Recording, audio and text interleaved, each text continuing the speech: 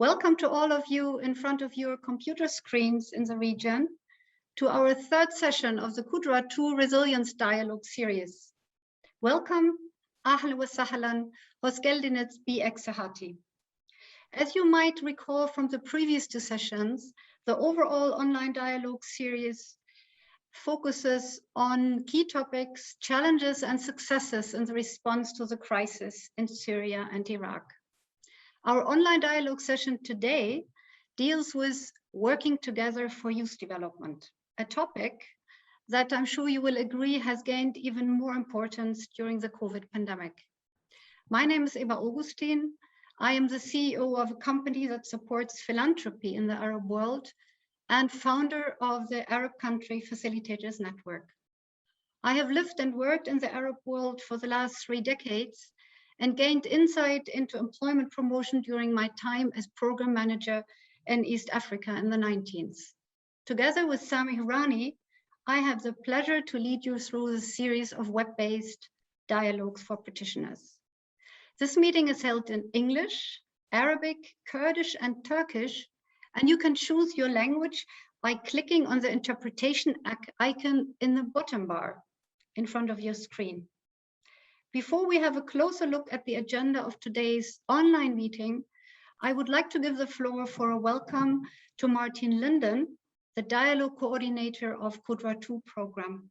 Martin, please, the floor is yours. Thank you very much, Eva. I hope you can hear me well. My name is Martin, and I have the pleasure of coordinating the Resilience Dialogues on behalf of the Qudra 2 program. Qudra is a large regional program seeking to strengthen the resilience of communities affected by the crises in Syria and Iraq. We work in Iraq, Jordan, Lebanon, and Turkey on basically 3 main issues. Those are education and protection, employment and income opportunities, and inclusive basic services. Promoting social cohesion and stability is a cross-cutting objective of all our activities across the region. The Qudra program is funded by 3 European donors: the European Union Trust Fund in response to the Syrian crisis, the Madad Fund, the German Federal Ministry for Economic Cooperation and Development, and the Spanish Agency for International Development Cooperation, IESID. It is jointly implemented by 5 European implementing partners, including IESID from Spain, Expertise France from France, Annabelle from Belgium, GIZ from Germany, and last but certainly not least, Hungarian Interchurch Aid from Hungary. These resilience dialogues, of which you are participating today, are part of our efforts to use the unique structure of our program to promote exchange and innovation in and among the countries affected by the crisis in Syria and Iraq. We basically started this series to discuss 3 questions with our partners and other stakeholders. Those are: what are the real challenges in the field as we move into the 10th year of the Syrian crisis response? What works and what does not? And finally, what does this mean for the future of our work? The topic of today's dialogue, working together for sustainable youth employment, is perhaps one of the most pressing issues in the region, as I've already mentioned. And that is why I want to thank our panelists in particular for joining us today to share their insights. I'm really looking forward to the discussion, and we would like to make it as interactive as possible. So feel free to share your comments and questions in the chat. Our moderating team will be screening those and feeding them into the discussions. But without much further ado, I want to thank you again for joining us today and hand over back to Eva. Thanks a lot, Martin. Before we go into our session, our panel, let's have a look at our agenda. Could I ask the team to briefly bring up our agenda slide? Thanks a lot.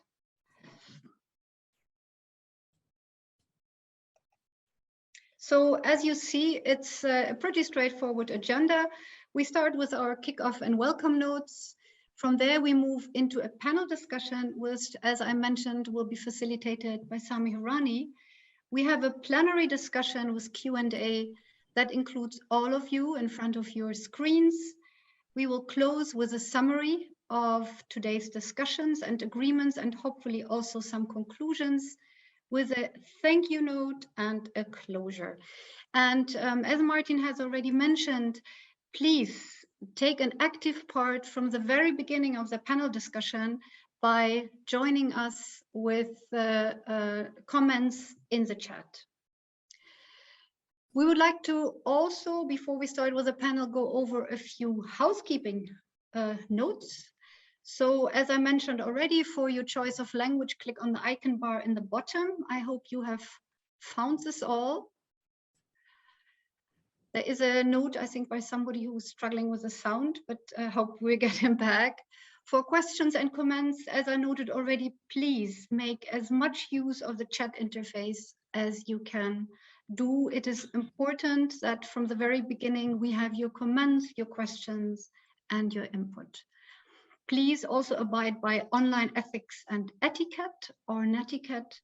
And in case you have any technical issues, please send an email to contact@taimani.com for any assistance, and they will come back to you as soon as possible. Note please also that the meeting will be recorded, so if you make any comments and comments are being picked up, they will also appear in the recording. Before we start our panel, I would like to introduce you to the panelists. It's a pleasure to have such a distinguished panel with us. I would like to welcome Qudra Ibrahim, who is Chief Executive Officer of Microsoft ICT Solutions, with extensive experience in custom software development and a range of platforms already in online. Microsoft ICT is currently in the process of setting up an innovation hub in Kurdistan, which will go online soon. Qudra joins us from Iraq. Welcome. Ileana Janieh is also welcoming us from Jordan's capital, Amman. She is the general manager of the Jordan Restaurant Association and an expert in everything related to the tourism sector. The GRA's latest online tool for employment promotion is the Ahlan.jobs platform, which will be launched soon. Ileana joins us, as I mentioned, from Amman. Imad Said, welcome. She is a program manager in Qudra 2 from Enable, the Belgium Development Agency, and a new player in Jordan's TVET market with a focus of promoting workplace-based learning. She also joins us from Amman. Our fourth panelist is Mahir Al-Jamal, Assistant Chairman of Support Services of the Technical and Vocational Skills Development Commission in Jordan, where he promotes access to technical and vocational education in the country and also ensures educational quality in the TVET sector. And finally, but by no means least, welcome to Firas Deep, who is a job and perspective program manager of Spark, a Dutch organization that implements a job and perspective program in Iraq. So he brings also lots of practical experience and is also a specialist on higher education and entrepreneurship. He joins us from Amsterdam in the Netherlands. Thanks for all of you for being with us. The panel discussion will be moderated by Sami Hourani. I will see you back later for the summary session after the panel. Sami is a medical doctor by profession and a social entrepreneur with a focus also on employment promotion in Jordan. He has extensive initiatives and experience also in the digital sphere. And I think he's a perfect person to lead us through our session. Sami, the floor is yours. Thank you, Abba, and ladies and gentlemen, our esteemed speakers, I would like to welcome you to our Resilience Dialogue for today under the title, Working Better Together for Youth Unemployment, or for Youth Towards Employment. I'll start with a very short title, introduction, and then after this, we will go into our questions with our speakers. The crisis in Syria and Iraq have displaced millions from their homes and destroyed the vast of their infrastructure and service provision systems. COVID-19 came to worsen an already poor economic situation in which the region is suffering unemployment and slow economic growth. According to the World Bank, unemployment is reaching 50% among youth in Jordan. More than 30 million young people in the region are unemployed. To set the scene, I want to also share with you some of the headline findings of the International Labour Organization on world employment and social outlook for 2021. Released in June this year, these findings focus on the Arab region, including Iraq, Jordan, in which will be the focus of today's discussion. Let me quote: "The COVID-19 crisis had a devastating impact on the region, compounding ongoing crises. The labor market impacts of the COVID-19 crisis were more pronounced for young people and women who were already at significant disadvantage in the Arab state region, as you know. In terms of decent work deficits, the Arab states region as a whole also has a persistent youth unemployment problem and exhibits some of the largest gender gaps in the labor force participation and employment in the world. Sustainable development in the region requires structural transformation and the creation of high value added jobs in the private sector that are attractive to nationals." End of quote. This will likely not to be new to many of you joining us for today. Our esteemed speakers, you're definitely aware of all those numbers, and our participants today. We will talk more in details, but I think we can all agree that the increasing number of jobs, particularly for young people, is no longer a luxury. I would like to start the discussion with the hypothesis for the countries to be successful in tackling the crisis of youth employment. The public and private sector have to work together. The two sectors need to sync their efforts to address the employability skills mismatch. So what's stopping us and what can we do about it? This will be the discussion for us today. I really want to encourage our audience to contribute. As Eba and Martin had said, we would like to welcome to your engagement, your questions over chat, and we would like to engage as much as you can with us today, since this is a regional problem. If you want to share your thoughts on what is discussed, pose a question for the panelists, please use, as we have said, the chat function. Before I go into the discussion with our panelists, let me start by this poll. And to get the sense of our audience, we have prepared a brief survey questions, which you will see on your screen now. Note that we're not engaging in any academic research, and your response will, of course, be anonymous. Let me start with the first question. As you know, it's easy to use Zoom when the question will come to you and you will choose the option. I'll start with the first poll, which is, the question is, which option best describes your view on the current employment crisis? A, improving employability through skills training and entry to the job market is the single most effective option available to us in the short to medium term. B, training and job matching are good, but we need to be realistic about what can be achieved in the current economic environment. C, until macroeconomic problems and the policy environment are improved, micro-level efforts are futile. This is the first question. So please, I'll leave about 30 seconds for you to answer those questions. If you want, I can repeat. So the first one is improving employability through skills training is the single most effective option. The second one, training and job matching are good, but we need to be realistic about what we can achieve in the current economic environment. Until macroeconomic problems and the policy environment are improved, micro levels are futile. This is the first poll question.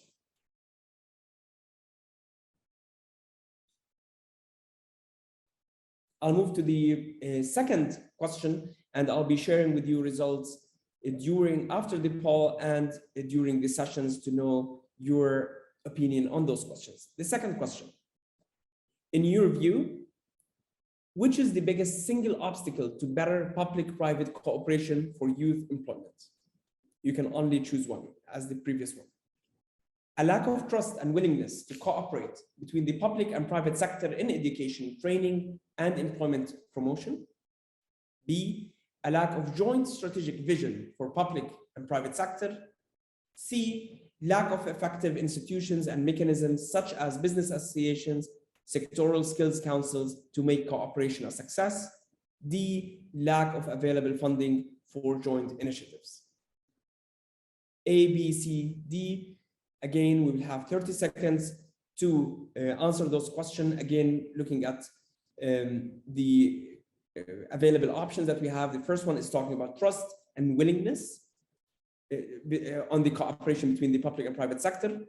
The second one talk about vision, a joint strategic vision. The third one is the lack of effective institutions and mechanisms to make it happen. And D, which is the funding. So we're talking funding, mechanisms and institutions, a strategic vision, or at the level of trust and willingness, or at the level of intention to work together. Those are the options for the second poll. I expect most of us finished voting on the questions, and that will let me start the panel. So again, I would like to welcome our panelists today. Thank you, Abba, for introducing our esteemed panelists today. I'm very excited to kick down this conversation, and I'll start with Qudra from Iraq. Qudra, you are the CEO of a software company, and as Eba introduced you, and you have been very active in the field of IT and technology, and that it's all about high skills and future jobs. And here we're talking technology and future jobs they have a great potential for our young people when it comes to employment. So just to go into the details of that and trying to look at the challenges that the private sector is facing. Let me start with a simple question. How easy is this for you to recruit new members? And here we're looking at the talents in the region. Can I see you, Qudra? I'm not sure. Yeah. I'm here, yeah. Yeah. Hello, everybody, and thank you for having me in such an interesting dialogue. Actually, I think the question had to be like this: how difficult it is to recruit? We try to be positive. Okay. But we have to be realistic. Actually, it is very difficult. Let me be very honest and straightforward. And the problem is that you cannot find right people, especially for the technology field. It is not very easy. Okay. And so what are the challenges? If the answer is it's difficult, and we even want to change the question, and in the present, and it's kind of contradictory in essence, because here you're talking about unemployment rate that's very high, so people are seeking jobs, and you have jobs, and you're telling me it's very difficult to find the talents. So what are the challenges that is hindering you from finding those talents? What is missing in this equation? Yeah, actually, because I'm also an instructor in university, so I am closely in touch with the missing parts or the challenges that we have in the education system. The first thing that I believe is the education system. Strategically and tactically, I couldn't find any solid plan in the upper level of the government, let's say, or even in private schools. They don't have a solid plan to create talented people for specific fields.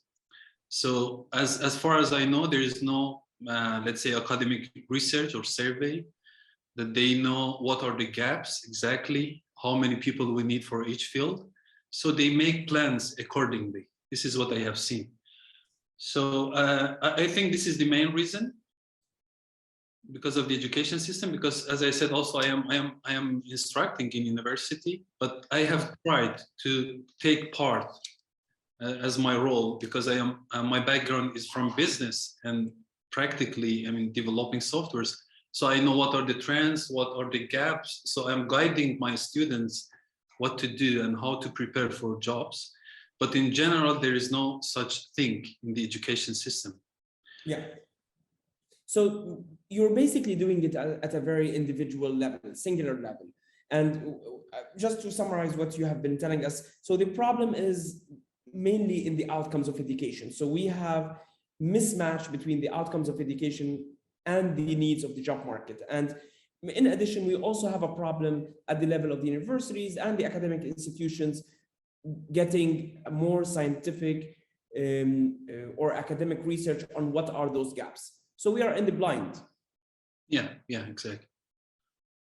And the solutions are mainly just, as you said, it's either individual or entrepreneurial. So how do you see it?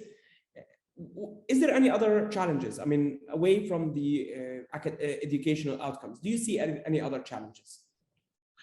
Actually, what you know, the economic situation and the stability of the countries is not well. So this is my finding, that the youth, I mean, they're thinking about leaving the country. Okay. I mean, I cannot say, I mean, a lot of them, but at least the one that they find themselves talented, they are trying to find a way to quit. So even if there are some good people, most of them, they are trying to travel.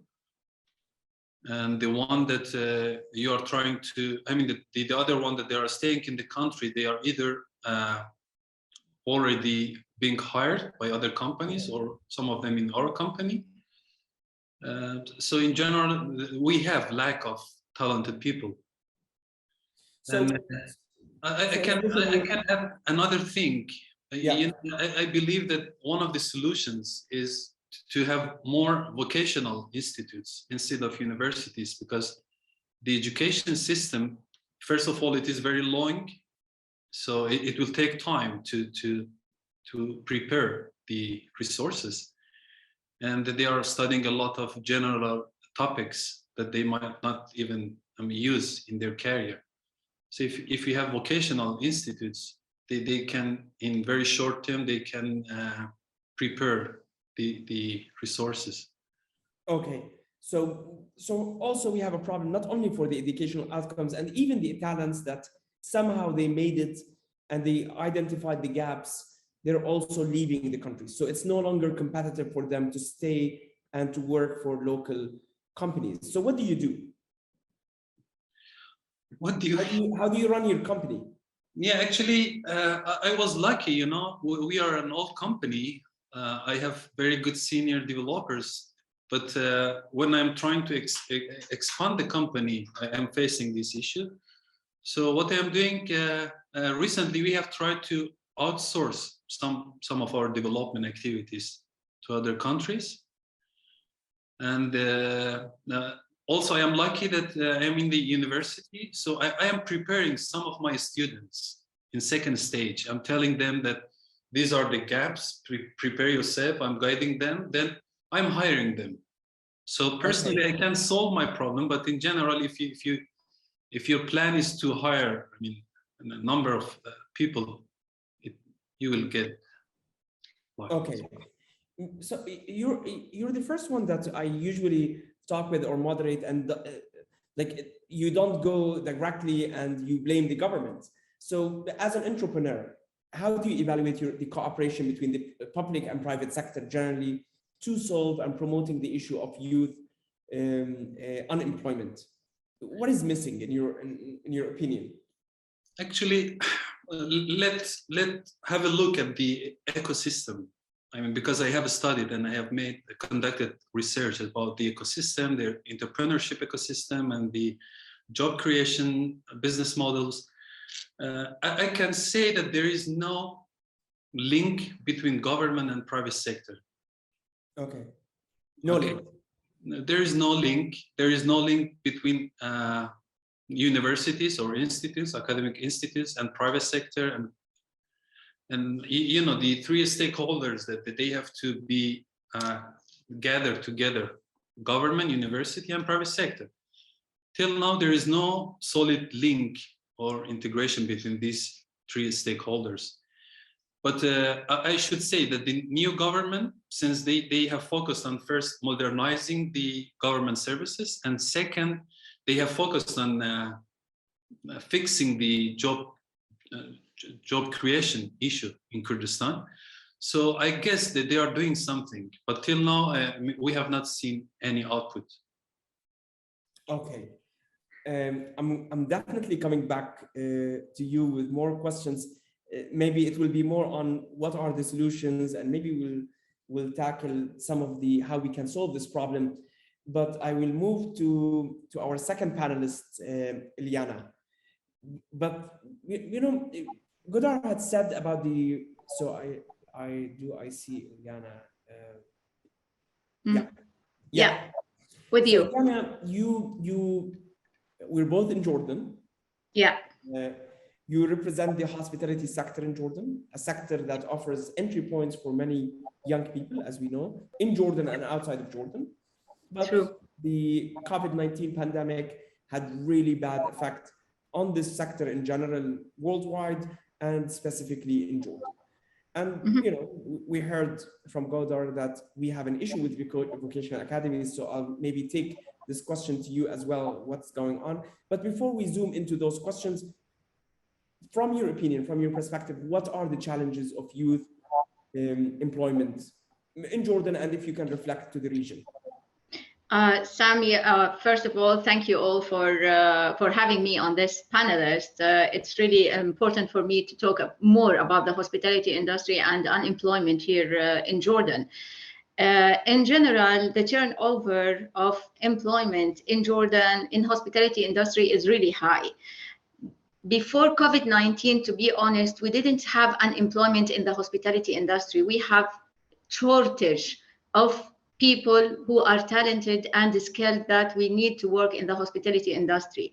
But as you know, the unemployment rates in Jordan has risen very high during the pandemic. It reaches up to 29 or 30%. And this is the highest since too many years. So a lot of people lost their jobs during the closure and for the working hours. The support from the government was humble, and because of that, too many people lost their jobs. For example, I work at JRA, the Jordan Restaurant Association. In our latest surveys that we have done by the end of 2020, we found that almost 50% of the people who used to work at restaurants lost their jobs. They become 13,000 out of 22,000 people working in the industry. So this is very challenging, and due to the support and the loss of jobs, people who are working on the industry lost their trust in the hospitality industry. And we have to work hard now in gaining their trust to go back and work in tourism. A lot of them, they deployed and they moved to another sectors and they like it. They will stay there. A lot of them, the other part, they left Jordan to other countries, especially for the neighboring countries like the Saudi Arabia. They are seeking the Jordanians to work in tourism there. As you know, tourism in Saudi Arabia is out of its peak, and on March next year, Al-Ula will be open, and they are seeking a lot of people, and they prefer to have Jordanians to work there in tourism industry. So the other thing that we have is one of the main challenges that we used to have. You know, the educational attainment doesn't necessarily mean a higher employment opportunity. On the contrary, labor market interest among high-skilled youth is very low. As you see, for the hospitality industry, we have, not all of them are a bachelor degree or graduates from universities and colleges. Most of them are graduates from the vocational training centers and from high school, Funduqiyya school. Yeah. So their parents, they don't want, another thing that we can say, the number of females working in the industry is very low. It doesn't exceed 7%. And 2% of this, of the 7%, are foreign labor who works in some jobs that Jordanians can't fill it. Interesting. Yeah, another reason for the high unemployment rates is the mismatch between the supply and demand, education outputs, and labor market requirements. The quality of the vocational education and its high output, which doesn't match the demand of the skills need. The culture of shame, we still have it, but it's slightly disappearing. We can say that most families do not wish to permit their children to enter into the vocational education in general and into the hospitality industry in specific. So those are the challenges. Also, we have the lack of career guidance, and internship is another factor. Religious beliefs also working hours, the incentives in working in the hospitality industry. A lot of challenges. We are trying to tackle these challenges with the Ministry of Labor, the Ministry of Tourism, with the new commission, the TVSDC Technical Vocational Commission. From the council. Yeah. So first of all, I'm very thankful to you being very straightforward on the issues. The culture of shame, you said that this is something that's declining. Do you see tangible decline in the idea that people or young people are more apt to work in the tourism sector or vocational work in general? And also I would like to reflect on women participation. We know that women participation in the labor market in the region is really low. And in Jordan specifically, we are around 14%, which is very low percentage. So if you can tell us more about the culture of shame and why is it declining, and how we can have more women in the market. The culture of shame is declining because now you can see at the vocational training centers, the number of females studying there is higher than the male ones. And even if you go to other educational institutions, you can see more females working there. And this means that the parents are slightly changing their minds and mentality of having their kids or their children working in the industry. It's a service industry, and being as a service, doing the service thing in front of the house, let's say as a waiter, sometimes you can see some of the guys, if one of their relevant come and their cousins come and see them serving on the table, they get shy. Now this something that is disappearing. The same for the ladies, for the female ones. You can see, but they are working back of the house. They are working on the kitchen more. We can see more chefs and more commis that are working on the hospitality industry. And we can see. Do you see this also on the vocational jobs in general, or only on the tourism sector? In the tourism sector, as it is accepting more vocational, or still we have the stigma and I always say it like it's more of the Arab cultural dream. I want my son and daughter to be either a doctor or an engineer. And they should have a bachelor degree. If you go, let's say this small example, if a guy proposed to someone, the first thing they ask, what's your education? What did you finish from university? What do you do? They are still looking for having the best. It's like a weapon for them, to deal with this life, to have a bachelor degree or to have a master or a PhD or whatever education degree. But now we are encouraging the vocational training, especially in our sector as hospitality. You have to do, it's a technical thing that depends on human 100%. So that's why we are encouraging, and we need to do more awareness on that through the Sector Skill Council for Hospitality and Tourism of the TVSDC. Okay. My last question here. Do you see this as more of a regional problem, or is it only in Jordan? I think it's a regional problem, especially in the Arab world, more. In Europe and other countries, all students go and work in restaurants. They work as waiters, as stewarding, and do whatever they want. But here in Jordan, no. It's hard to find young people. They do work in fast food restaurants. Most of the people working there are graduates or people who are still on studying on universities, and they are working on fast food or fast casual restaurants. Yeah, and also I encourage our participants to share their opinion on this thing. Is it only from Jordan? And if it's from Jordan, what is the problem? So zooming into the working with government, and I know I'm on an executive committee, I think, with you on the national program for employment, البرنامج الوطني للتشغيل. And I know that you have been working closely on this program. So how is it going? I mean, what is the role the business association today working in facilitating better public and private cooperation? And what are the obstacles that you're facing? Well, to be honest, since 2013, we have been working as tourism association with the government, with the Ministry of Labor and Employment and Training. And we have too many campaigns since that age.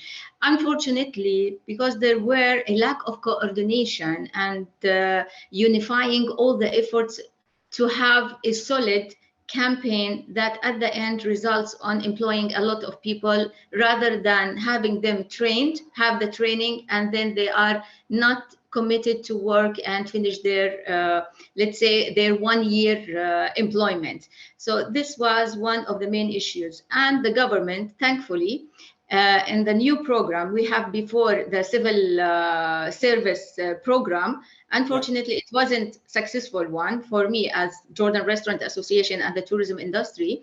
Now we are working, as you said, the برنامج التشغيل الوطني. This is something they have started from the beginning with the private sector, because if you want to have it a successful one, you have to work with the private sector from the beginning, because the employment is going to be there. It's not a public employment, it's going to be a private employment, and that's why we are working with them from the beginning. We have decide everything, decide what are the jobs we need, how many people we need, and everything. That's I think this is a success story. Yeah. And that leads me going to the government representative, who's Maher. And Maher, we have heard now from two private sector representatives from Kurdistan and from Jordan. And I know that also you are in Jordan. You represent the Technical and Vocational Skills Development Commission, the TVSDC, an institution that seeks to promote public-private cooperation as part of the National Strategy of Human Resources Development. And one of the goals you pursue is encouraging partnership between public and private actors in technical and vocational training, where our previous two speakers have been very straightforward in guiding us towards more vocational jobs. I also would like to share with you the results of the poll, which has to do also with the vocational, and 50% of our audience, they think that training and job matching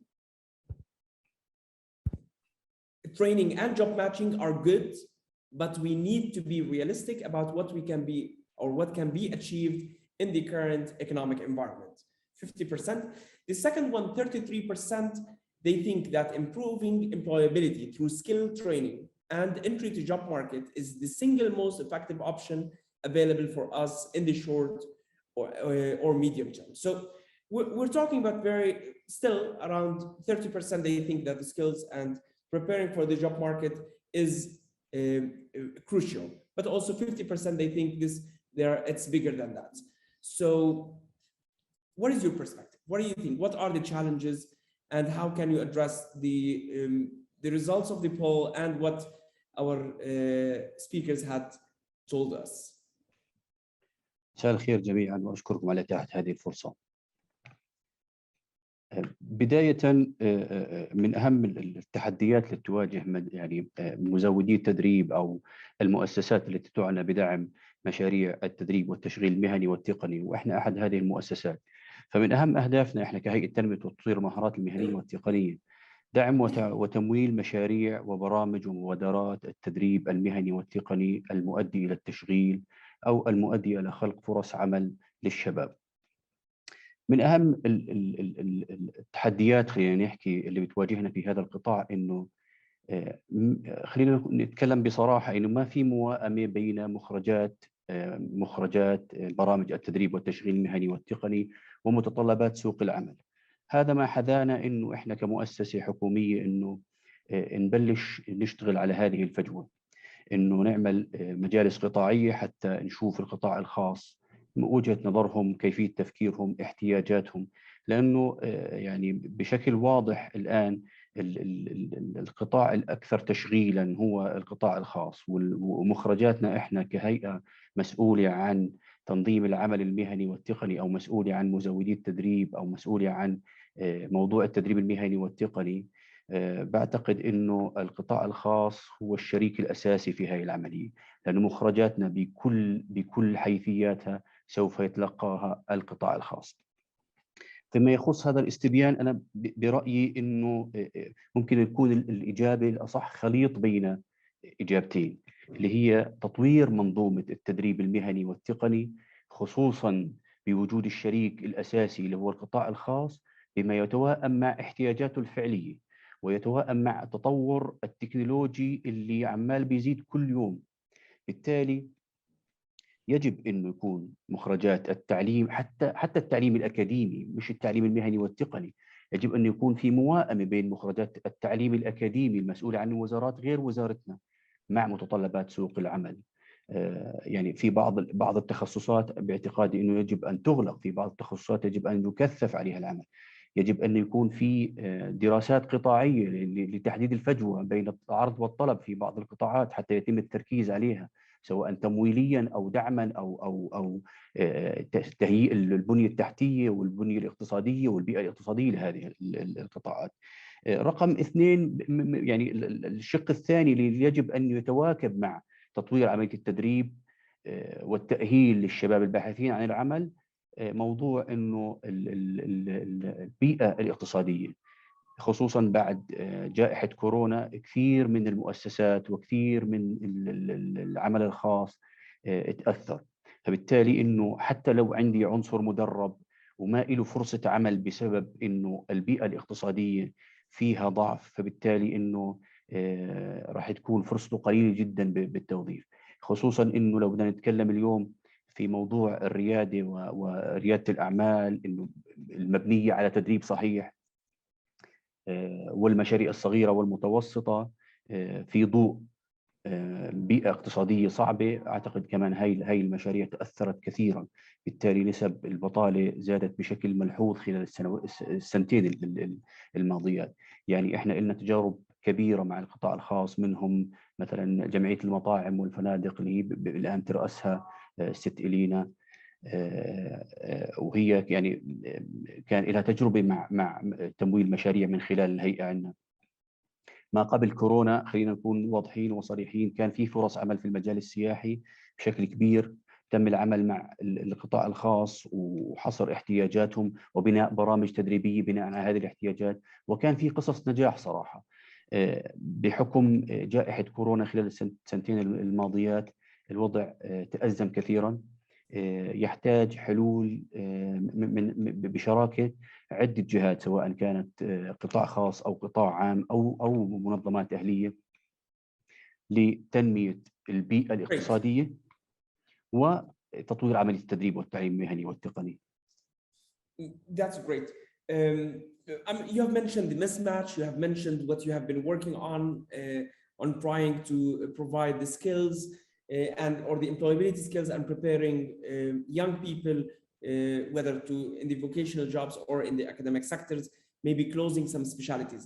But let's try to be realistic. Do you think if you, let's say, close one of the engineering departments or the school of engineering, do you think people will be happy in the presence of the culture that we have that wants people to be either engineers or doctors or maybe lawyers?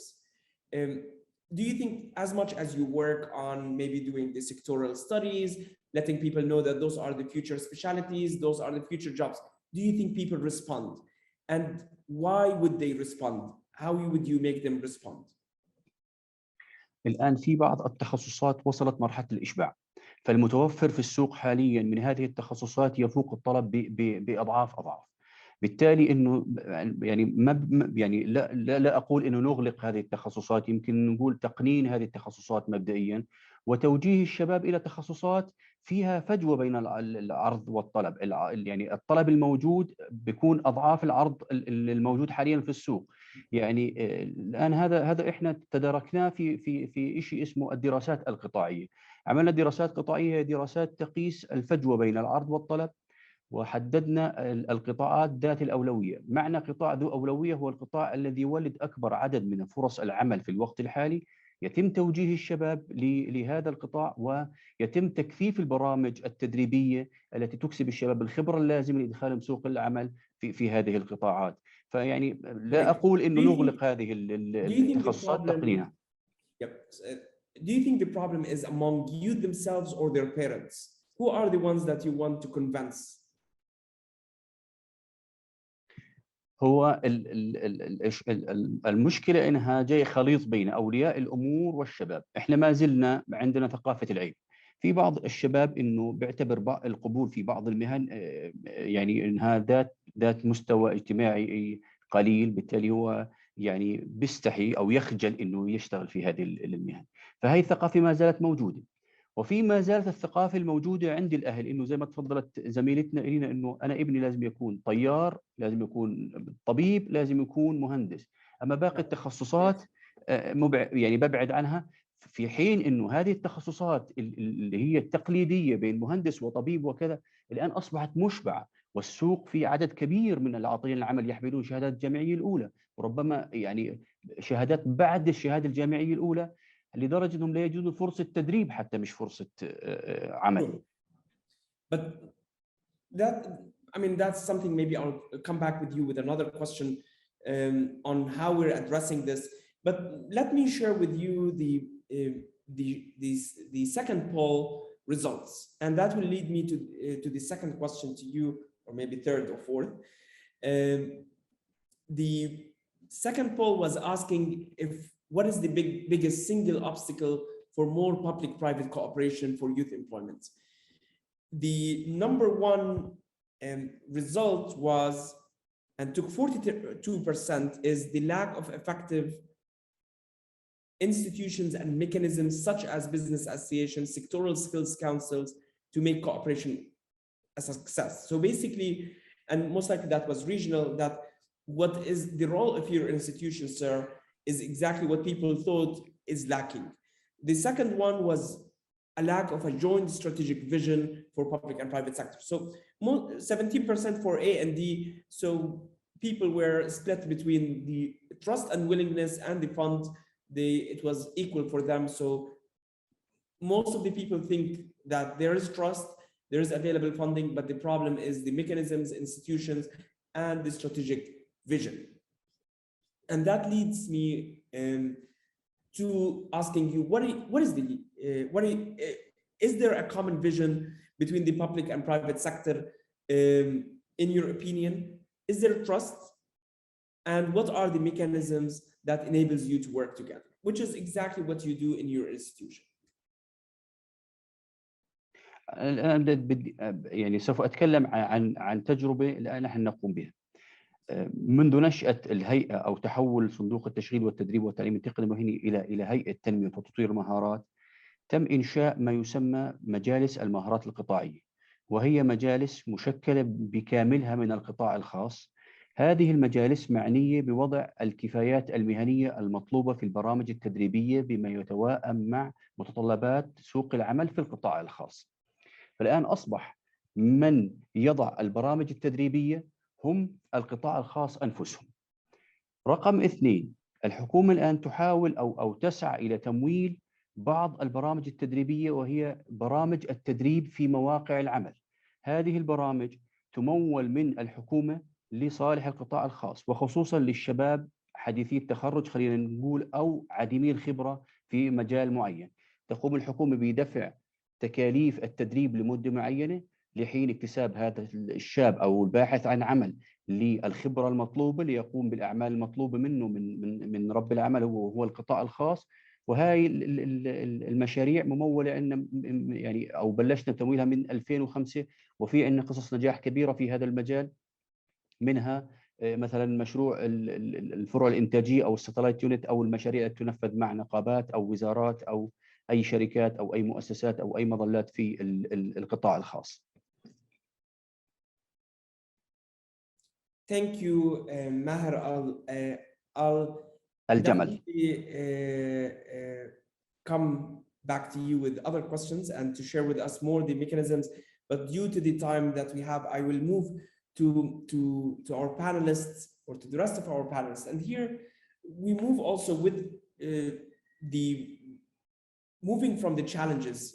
With our esteemed panelists, we have discussed the challenges, and now let's talk about what works and what are the opportunities that we have. So Just to tell you more about the resilience dialogues, they're usually supposed to help us identify how the international support can better support the efforts of the countries. So today we have, in order to do that, we have two representatives from development organizations that are related to our topic today. We have Enable operating in Jordan and Spark working in Iraq, Kurdistan. So we have Iman and Firas, and I want to ask you both for your reactions to what has been said and briefly outline what your organization is trying to do in regard to what we have discussed when it comes to skills mismatch, the public-private cooperation, the barriers for employment and self-employment, and increasing women participation in the labor market, as we have discussed before with Qudra and Eliana. So I'll start with Iman, and then I'll move to Firas. Can I see Iman? Yeah. So, Iman, how would you reflect on what have been discussed, and what are you doing in Enable to minimize or reduce the negative impact of unemployment?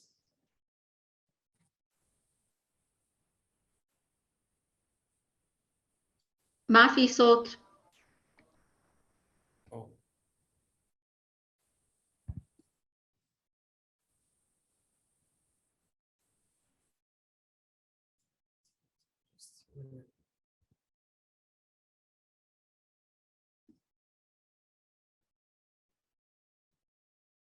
Hello? Hello? مش سامعين إيمان.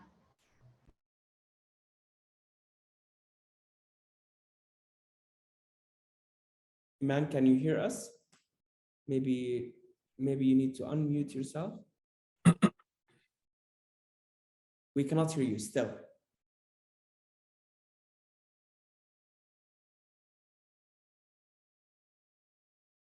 We can see the chat.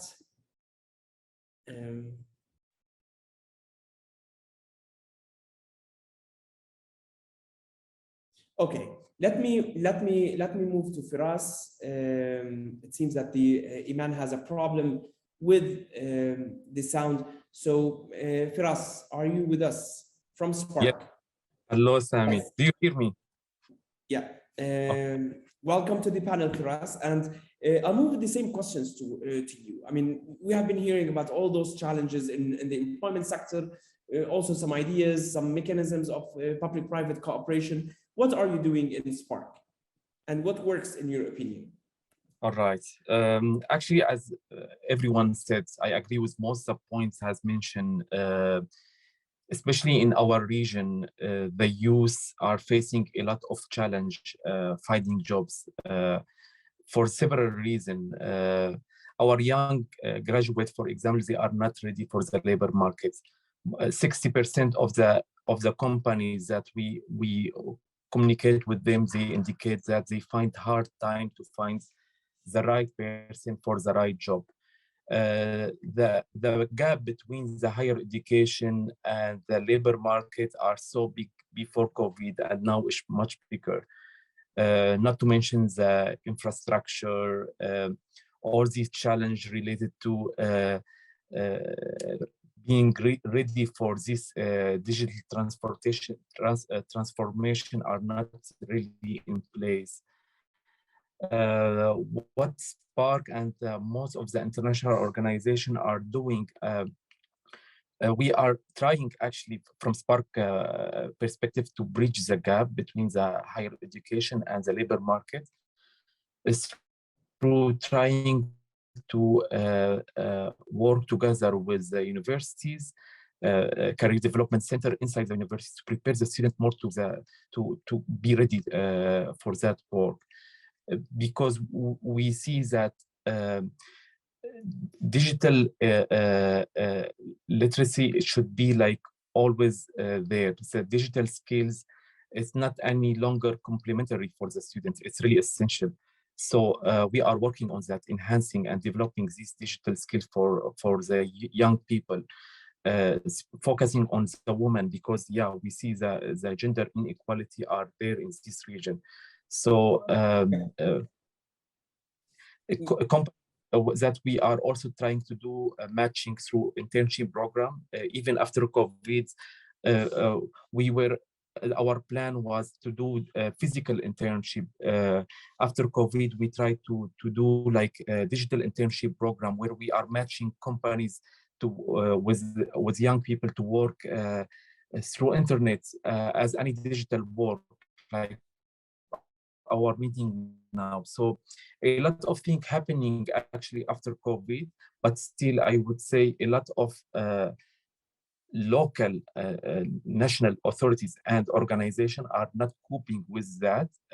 I see a lot of training materials for young people, for example, on entrepreneurship, on also for SMEs are not really matching with the new era of after COVID, still like working as before. So I think we are as Spark and most of our partners trying to cope fast with this change in our world and support this youth to match, supporting university to update their curriculum, and of course also the access to finance is very important. Most of our youth, they don't, if you want to be entrepreneurs, we have a big problem with finance. Financial inclusion in our area also is so difficult. SMEs facing a lot of problem with payment online. So we are also working on enhancing this system in Iraq and in the region. Nice. So, I mean, we're talking about access to finance for entrepreneurs. We're talking about working on digital literacy to guide people into future jobs and so on.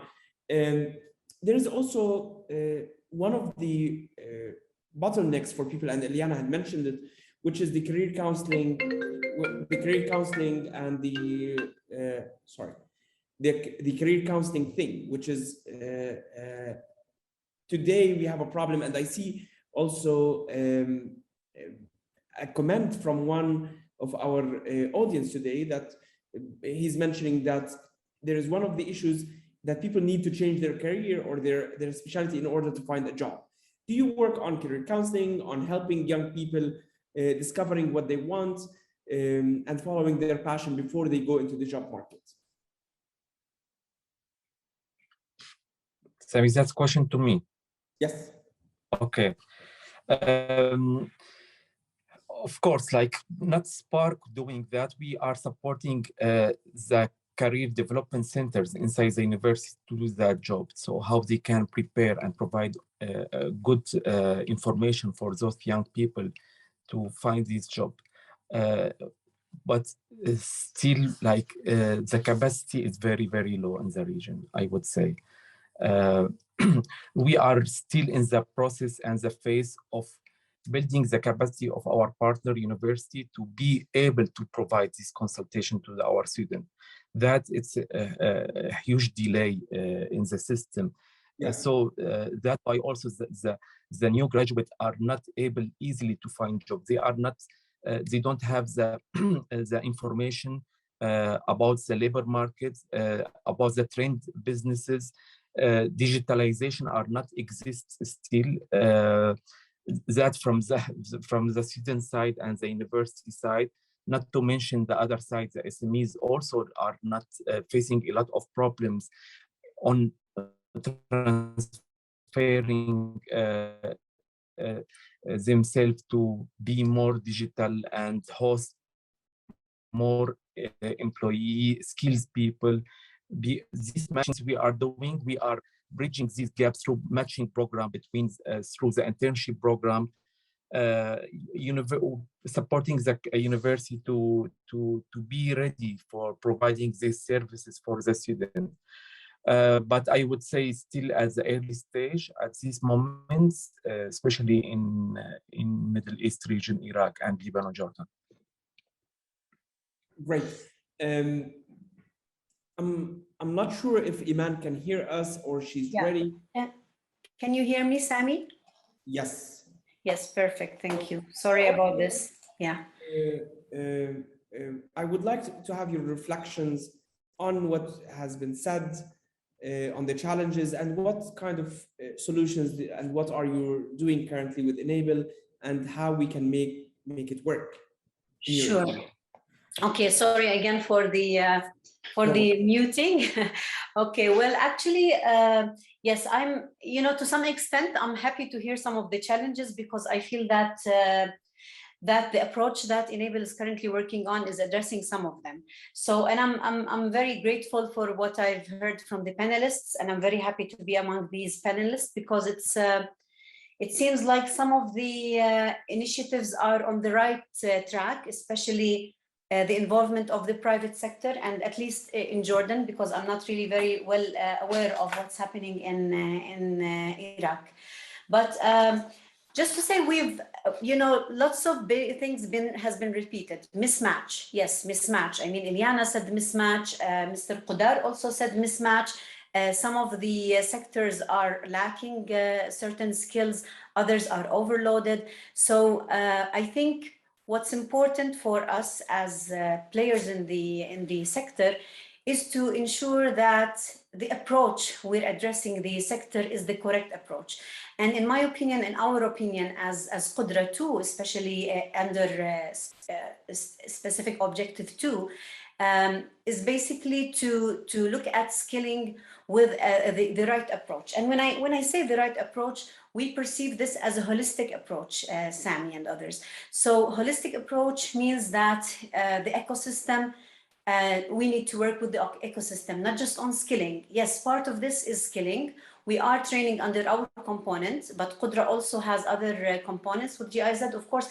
But under our component, we are training 2,000 people, skilling, and these trainings actually have been built on a study of the market, which we have conducted at the beginning of the project. So we did a study called the Skills Needs Analysis and Mapping of Private Enterprises with Employment Opportunities, and we identified the sectors, and based on that, we built the trainings, or we identified the sectors we wanted to go to, and we're working with public sector vocational training institutes such as VTC and NET, as well as other institutions such as EFE, Education for Employment, and Future Pioneers, and NRC inside the camps.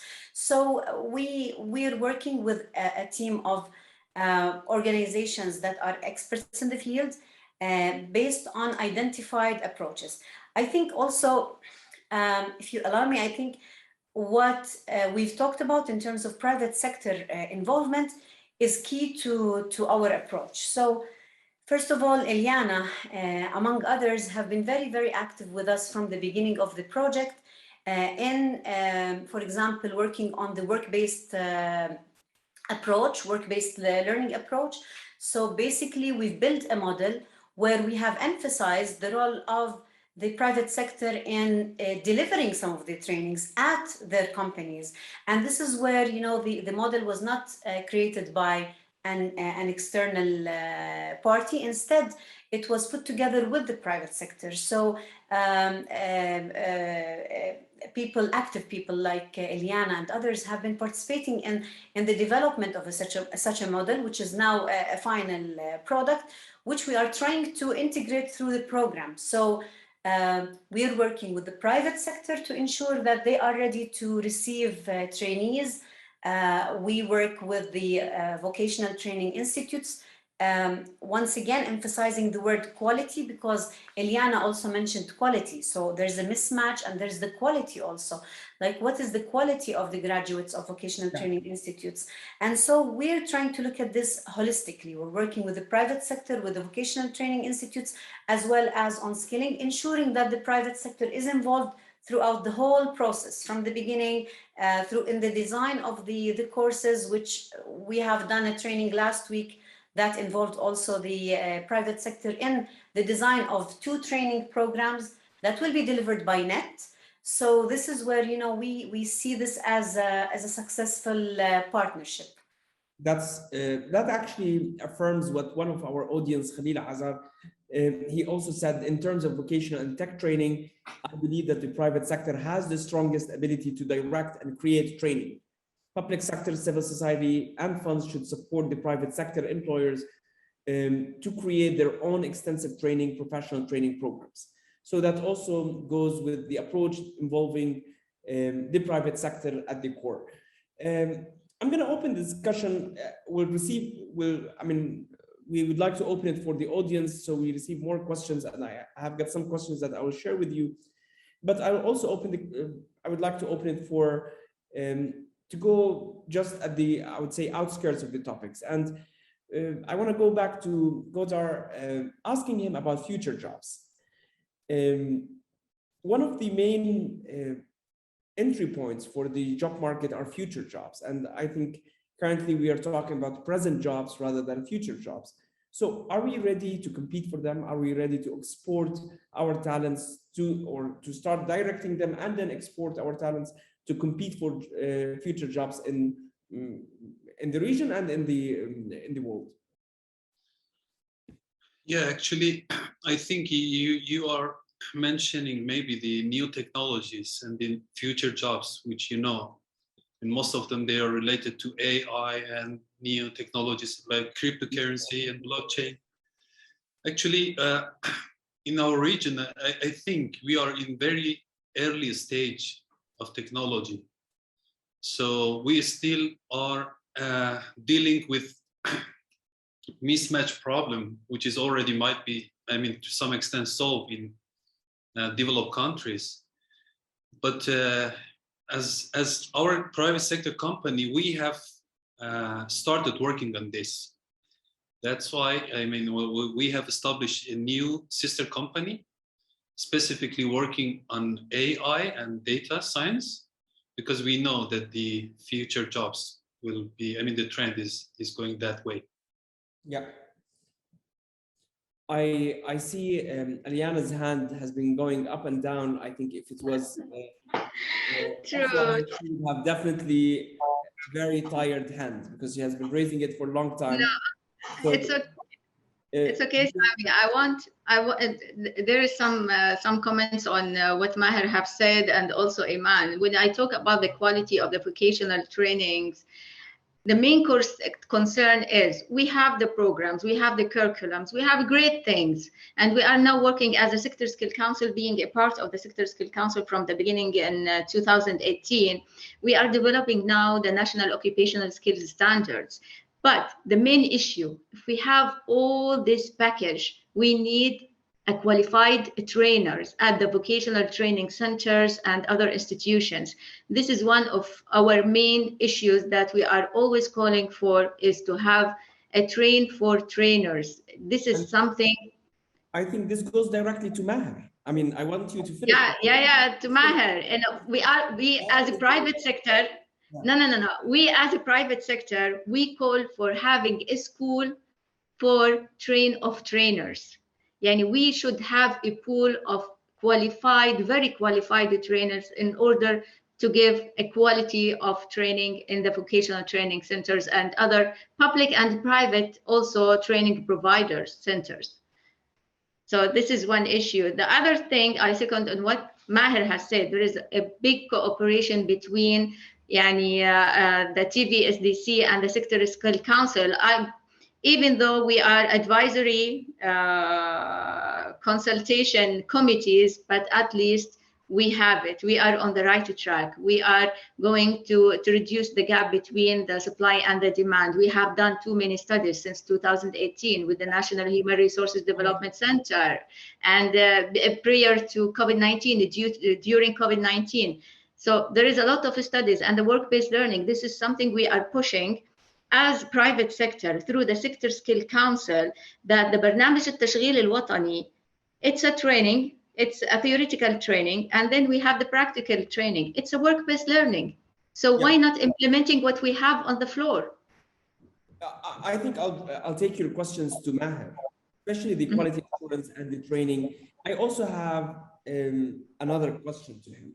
So Maher, one of the main things that Aliana told us is that we need quality when it comes to the people who are providing the training in the vocational sector. So we still have a problem with the quality thing. And I'm sure that if people see this of quality and they see the training program and the training facility of equality, the culture of shame will be reduced and people will be more apt into going to vocational training. And we have several examples in the private sector who are providing vocational training or technical training at a very high level. One of them is Luminous, and one of them is Hussein Technical University or HTU, which could break this vicious cycle or this culture of shame cycle. So what is your reflection here? Do we have equality? I think there's a delay because شكرا إليانا على هذه الأسئلة. اسمحوا لي أرد على أسئلة إليانا زميلتي وصديقتي. فيما يخص تدريب المدربين، احنا عندنا موجود لدينا في مؤسستنا مديرية كاملة تعنى في موضوع اعتماد المدربين حسب معايير دولية عربية أردنية ضعها القطاع الخاص من خلال المجالس الاستشارية أو المجالس القطاعية. وأيضا يوجد لدينا يعني مديرية معنية بضمان جودة هذا التدريب وموائمته مع احتياجات القطاع الخاص. فهذا موضوع لا يمكن إغفاله، وخصوصا إذا كنا نتحدث عن جودة مخرجات التدريب اللي يتمناها أو يعني يرنو لها القطاع الخاص. فيما يخص البند الآخر اللي هو مدى التعاون بين القطاع والخاص في المجالس القطاعية، يمكن ديانا بتعرف مثلا إذا كان المجلس القطاعي أو المجلس الاستشاري يتحدث عن القطاع السياحي، فهذا يعني أنه جميع مكونات هذا المجلس يجب أن تكون من القطاع الخاص المشتغلين في هذا المجال وذوي الخبرة في هذا المجال وذوي الباع الطويل في هذا المجال حتى يكونوا إضافة لهذا القطاع. فهذه النقطة لم نغفلها، وتم تشكيل مجلس قطاعي في مجال السياحة يضم في عضويته معظم الأعضاء أو الأشخاص أو الهيئات أو المؤسسات المعنية في القطاع السياحي وتطوير هذا القطاع ومواكبة ما يتم سواء عالميا أو محليا في هذا القطاع، ودراسة ما يحتاج هذا القطاع وتأثير أي أزمات سواء كانت اقتصادية أزمات صحية على هذا القطاع، ووضع سياسات وأطر واستراتيجيات للخروج من أي أزمات مستقبلية لا قدر الله إنها تحدث. فهذا في مجال التنسيق والتعاون بيننا وبين القطاع الخاص.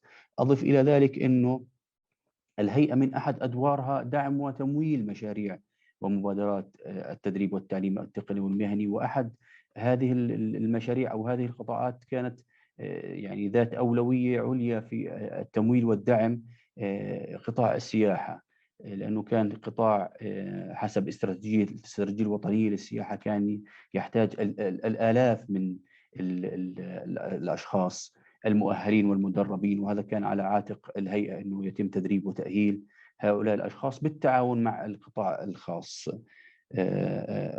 وكمان تم أخذ بعين الاعتبار موضوع ثقافة العيب وتغيير ثقافة العيب لدى الشباب الأردني صراحة، وهي كانت عقبة كبيرة بالنسبة لنا.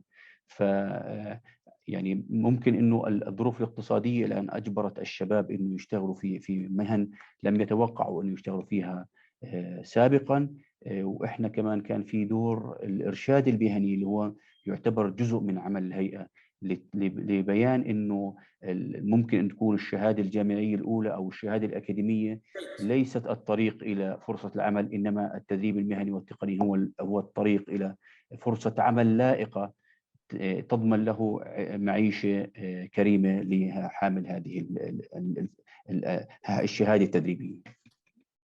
I'll take another question, which came from our audience, which is more about the issue of the disabilities and to which extent. I mean, Rastgo added, he's saying that we recommend you to pay more attention to people with disabilities to get their jobs and being employed by private sector and decrease discrimination. Maybe this question is to Firas and Iman.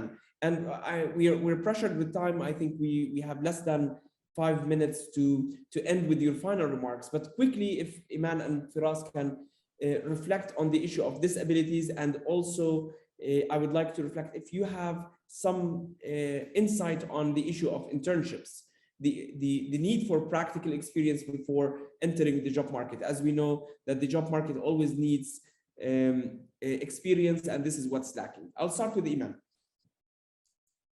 Yes, first of all, I would like to say that maybe, people with disability is not exactly targeted in the program. However, through one of the sessions we had with the private sector only a couple of weeks ago, we had one specific session on including people with disability in the job market, and we had like 6 panelists represented from the Higher Council for Disability and others from businesses, employers, etc., who all tried to together to think of how do we include people with disabilities in the program. So we intend to do that through our program, because our program is inclusive indeed.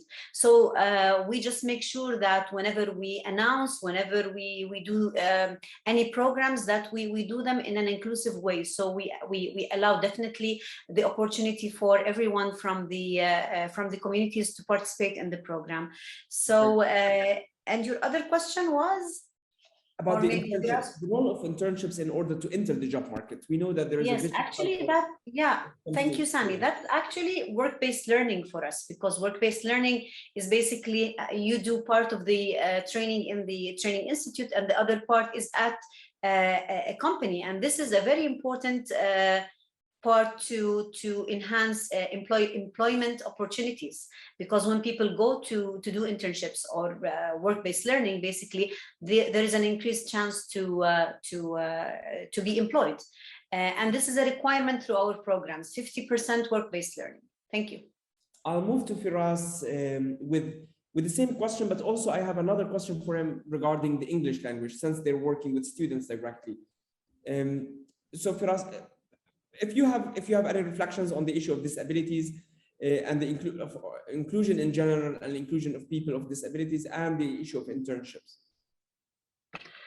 Sami, disability is also considered as like when we are looking for people has not easily has access to job, they have plus always to decrease this discrimination, and it is the same like any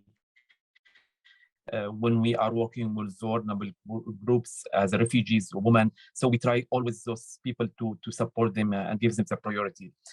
About the internship, the rule of the internship, it's essential, and it's really new to our region.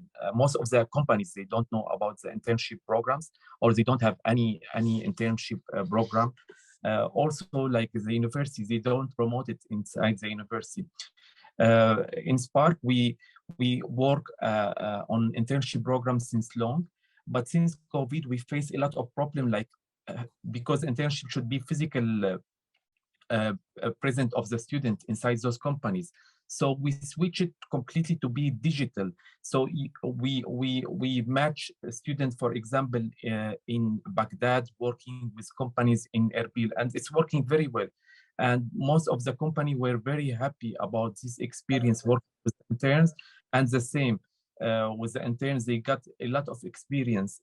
Around 10% of those students who has their internship, they find job at those companies, which is a good number as a start when you are talking about job market. So also we are trying to promote this experience not only with local companies, that we are targeting now international companies to host interns in Iraq and in Middle East. And now we have around 40 international company in Turkey, Arab region, and also Europe. They host our intern in Iraq. This experience is important. I also, we need to engage always the university to learn about the internship component. And back to English, it's very important also, because most of the company, even inside Iraq, they require English skills. So we are trying add this to the skills when we are training our students. Thank you, Firas, and sorry to rush you into the last comments, but I'll move to define. I also see a lot of hands from our panelists. I know that it has been a very highly engaging session, and there's a lot to talk about. But I'll move to the final remarks by Qudra. We have around 1 minute for each panelist to come up with a final remark. What is the future? What do you think? How do you reflect? Well, actually, if I am allowed, I prefer to use this 1 minute talking about the solutions and some recommendation for Qudra 2 project. First of all, I will divide the solution to long-term and short-term. The long-term solution is that the government and private universities, they have to change the plan of the education system.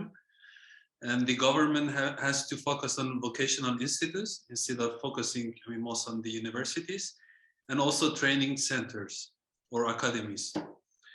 And second, I think the international organizations, they have to support private sector more and more, because we had a successful success story with Qudra project. It was a win-win situation for both youth and the company. I think this had to be extended. And the third solution, if the international organizations and even the government, if they can support creating more and more innovation hubs, because they can really create jobs. And I want to just announce that we are trying to open a new innovation tech hub in Kurdistan, and the name is Kurdistan Hub. And our focus will be on job creation and creating startups, and also accelerating the early stage startups. That's great to hear. Yeah, thank you. Thank you, Qudra. I'll move to Liana. 1 minute as well. For me, it's engaging everybody. It's improving and activate the relationship between partners, including employers, employees, government actors, educational and training institutions, and donors. And we have to focus on the cooperation with the international donors who are working on solving the same problem. And we always call, as a private sector, that all donors to agree on one objective to develop the vocational training program, and each donor play their own role rather than each one scattered effort to repetitive studies without any outcome. Yani they have to sit in one table and unify all the effort and complete each other. That's very nice of you.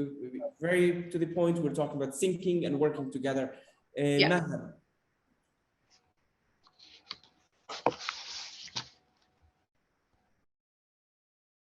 Hello, Mr. Maher, your final recommendations and سأقول توصياتي بشكل موجز وسريع. أهم التوصيات هو زيادة جودة مخرجات التعليم المهني والتقني لمواكبة متطلبات سوق العمل هذه الدرجة الأولى، وزيادة مشاركة القطاع الخاص في كافة جوانب إدارة هذا القطاع. رقم 3 اللي هو تحسين بيئة العمل والاستثمار لإيجاد فرص عمل أكثر، وبالتالي توظيف الشباب العاطل العمل وتقليل الفرص وتقليل نسب البطالة، وتوفير تمويل أكبر لدعم هذه المشاريع التي تؤدي إلى إيجاد فرص عمل وتدريب الشباب الباحث عن فرص عمل وزيادة خبراته وكفاءاته حسب متطلبات سوق العمل. تشجيع موضوع ريادة الأعمال، أنه يكون في تشجيع لريادة الأعمال وإنشاء المشاريع الصغيرة والمتوسطة، وهذا حل قوي وسريع لموضوع الفقر والبطالة، وتم تجربة هذا الحل في عديد من الدول ولاقى نجاح كبيرا. والنقطة الأخيرة هو التعمق في دراسة سوق العمل لوضع اليد على كافة المعيقات والبدء بحل هذه المعيقات. شكرا. Thank you, Mr. Maher. I'll move to Iman. Yes, I would definitely repeat myself by saying yes, private sector involvement, holistic approach, building the capacity of training providers, what Ileana also noted in terms of pedagogy as well as technical capacities, and enhancing work-based learning, which we're trying to bring forward in a more aggressive way. And that's it. Thank you. Thank you. Last but not least, Firas. I would say that the role of the NGOs should be essential to bring also the private sector to be a player, involving him in the private sector in curriculum development, internship program, and also all this enhancing the digital skills of the students so they can be ready for the transformation happening in the world. Thank you. Thank you very much, Firas, and thank you our esteemed guests and panelists, in addition to our audience who have been very active today. By the remarks of our speakers, I would like to conclude our resilience dialogue for today and move to my colleague Eba for the summary and closure. Thank you very much.